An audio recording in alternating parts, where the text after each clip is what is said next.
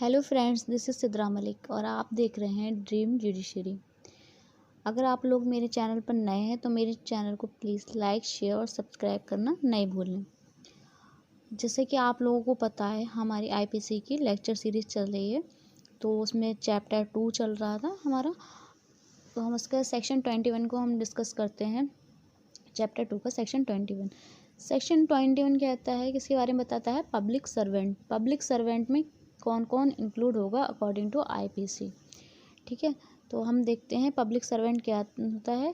Section 21 बोलता है public servant, the words public servant denote a person falling under any of the description here in after following namely. मतलब public servant में वो person include होंगे जो कि यहाँ जिनकी लिस्ट दे रखी है, बस वही पर्सन पब्लिक सर्वेंट में आएंगे। ठीक है, जो इसका फर्स्ट था तो उसको रिपील कर दिया गया है एक्ट जो इसका था 1937 के अकॉर्डिंग। इसका 1937 अमेंडमेंट एक्ट में इसको रिपील कर दिया गया है फर्स्ट वाले शेड्यूल को। सेकंड की हम बात करते हैं। सेकंड में जो भी कोई भी commission officer in the military, naval और एयरफोर्स का, एयरफोर्स ऑफ इंडिया, जो भी नेवल, एयरफोर्स और मिलिट्री ऑफ इंडिया का कमीशन ऑफिसर होगा वो किस में आएगा? पब्लिक सर्वेंट में इंक्लूड होगा। थर्ड कहता है एवरी जज। ठीक है, एवरी जज including any person empowered by law to discharge whether by himself और as a member of any body of person any adjudicatory function. मतलब हर जज जो होगा वो क्या होगा? पब्लिक सर्वेंट में आएगा, पब्लिक सर्वेंट की डेफिनेशन में आएगा, जो कि आईपीसी में दी है। ठीक है, सेक्शन 21 के अकॉर्डिंग हर जज पब्लिक सर्वेंट माना जाएगा। शेड्यूल 4 बात करता है, 4th पॉइंट इसका ये कहता है every officer of court of justice. ठीक है, हर ऑफिसर, कोर्ट ऑफ जस्टिस का हर ऑफिसर पब्लिक सर्वेंट आएगा। इसमें कौन कौन इंक्लूड होगा? लिक्विडेटर, रिसीवर और कमिश्नर। लिक्विडेटर भी क्या होगा? पब्लिक सर्वेंट होगा। रिसीवर भी पब्लिक सर्वेंट होगा और कमिश्नर भी पब्लिक सर्वेंट होगा। 5th पॉइंट कहता है एवरी ज्यूरीमैन, असेसर और member of a panchayat assisting a court of justice और पब्लिक सर्वेंट। हर ज्यूरीमैन और असेसर, जो उसको किसको, ज्यूरीमैन को असेस करता है, या कोई मेंबर किसका? पंचायत का, जो कोर्ट को असिस्ट करता है।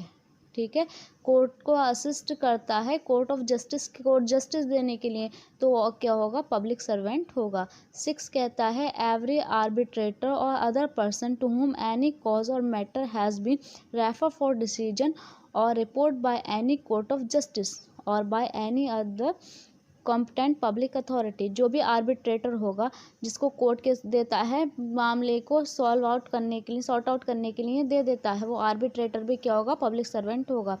7th कहता है, 7th पॉइंट इसका बोलता है every person who hold any office by virtue of which he is empowered और प्लेस और keep any person in confinement.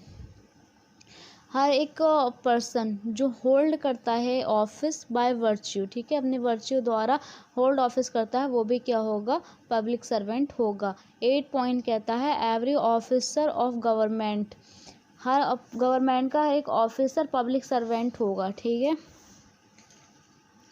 और जिसका क्या काम होगा? Whose duty it is such officer to prevent offence, offence को प्रिवेंट करने की उसकी ड्यूटी है, वो पब्लिक सर्वेंट होगा।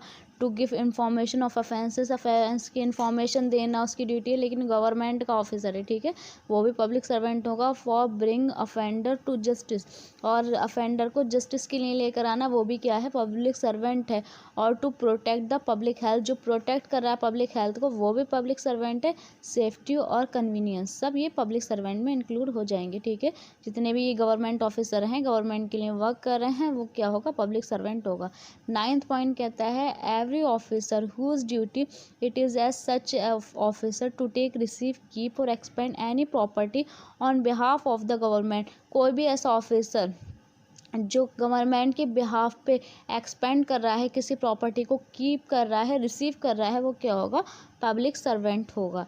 ठीक है, 10th पॉइंट कहता है every officer whose duty it is as such officer to take, receive, keep और expend any property, to make any survey or assessment or to levy any rate of tax for any secular common purpose of any village, town or district, और to make authenticate or keep any document for the ascertaining of the right of the people of any village, town or district। मतलब कोई भी ऐसा office है जो कि property को receive कर रहा है, कीप कर रहा है और एक्सपेंड कर रहा है, और कोई भी ऐसा पर्सन जो टैक्स लेवी कर रहा है, टैक्स ले रहा है, ठीक है, रिसीव कर रहा है कॉमन पर्पस के लिए किसी भी विलेज, टाउन और डिस्ट्रिक्ट के, ठीक है, तो वो भी क्या होगा, पब्लिक सर्वेंट होगा। 11 पॉइंट कहता है every person who hold any office by virtue of which he is empowered to prepare, publish, maintain or revise any electoral roll और टू कंडक्ट एन इलेक्शन और पार्ट ऑफ इलेक्शन। मतलब election commission का कोई भी officer public servant होगा।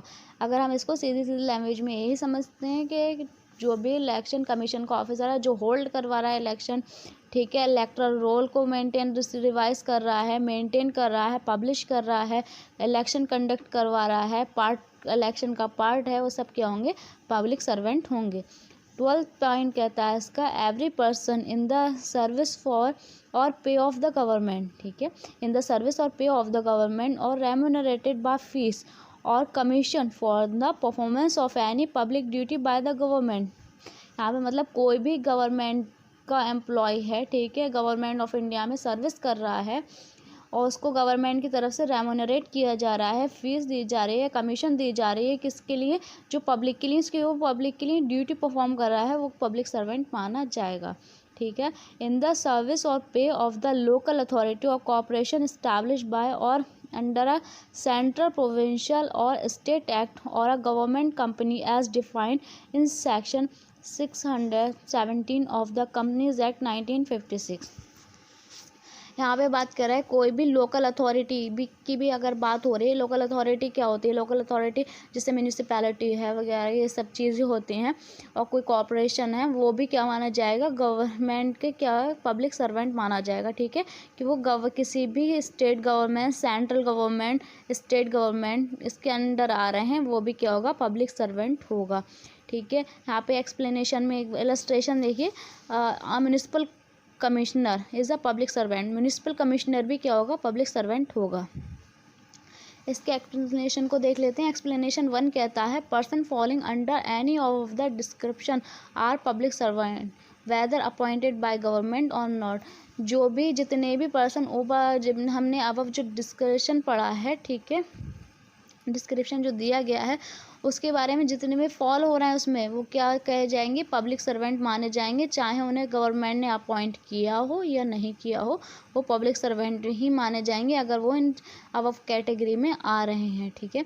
Explanation 2 कहता है wherever the words public servant occur they shall be understood of every person who is in actual possession of the situation of a public servant whether legal defect there may be in his right to hold that situation। इसमें ये आ गया है कोई भी जहाँ भी public servant word आएगा तो यही समझा जाएगा वो पब्लिक इन एक्चुअल में वो पब्लिक सर्वेंट है, बाद में जो सिचुएशन कुछ भी हो उसके अगेंस्ट, लेकिन वो पब्लिक सर्वेंट ही माना जाएगा उस टाइम पे, हम यही समझेंगे, ठीक है। एक्सप्लेनेशन 3 कहता है the word election denotes an election for the purpose of selecting member of any legislative, municipal or other public authority of whether character the method of selection to which is by or under any law prescribed as by election। तो यहाँ पे election का मतलब election है कि election for the purpose किसी भी member को सिलेक्ट करना, चाहे वो लेजिस्लेटिव का इलेक्शन हो, चाहे वो म्यूनिसिपल का इलेक्शन हो या किसी अदर पब्लिक अथॉरिटी का इलेक्शन हो। यहाँ पे मतलब बस ये नहीं कि MP MLA का इलेक्शन, यहाँ पे म्यूनिसिपल का इलेक्शन भी जो भी होगा इलेक्शन कमीशन वो भी पब्लिक सर्वेंट में ही आएगा, ठीक है।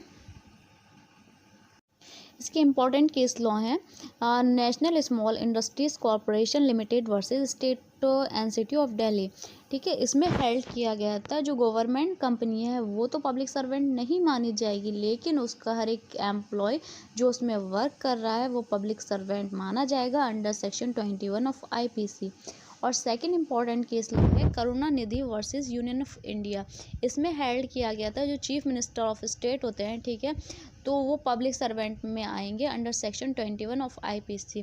तो ये एक इम्पॉर्टेंट और लीडिंग केस लॉ हैं, इनको याद रखना। ये इसमें क्वेश्चन बनता है, इसमें ये पूछा जाता है कि सीएम को पब्लिक सर्वेंट माना जाता है, कौन से केस लॉ में हेल्ड किया गया था, Karunanidhi versus union of India. और एक सेकंड क्वेश्चन ऐसे बन सकता है, जो गवर्नमेंट कंपनी के एम्प्लॉय वो पब्लिक सर्वेंट होगा या नहीं होगा, अगर होगा तो ये कौन से केस लॉ में हेल्ड किया गया? तो national small industries corporation limited versus state and city of Delhi. ठीक है, ये इंपॉर्टेंट केस लॉ थे, इनको याद रखना। और अगर मेरा वीडियो अच्छा लगा तो इसे लाइक शेयर सब्सक्राइब करना नहीं भूलें। और कोई भी प्रॉब्लम, कोई भी क्वेरी हो तो कमेंट सेशन में आप लोग मुझसे पूछ सकते हैं। Thank you for watching.